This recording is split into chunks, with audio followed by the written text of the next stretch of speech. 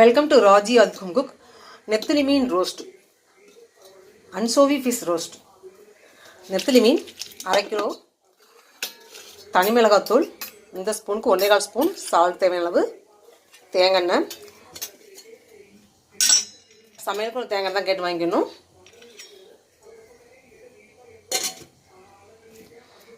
First தனி மிளகாத்தூள் போட்டுக்கலாம்.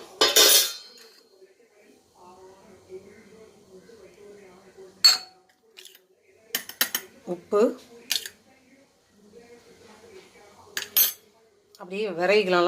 தனி மிளகாத்தூள் உப்பையும் போட்டு நல்லா கலந்துக்கலாம்.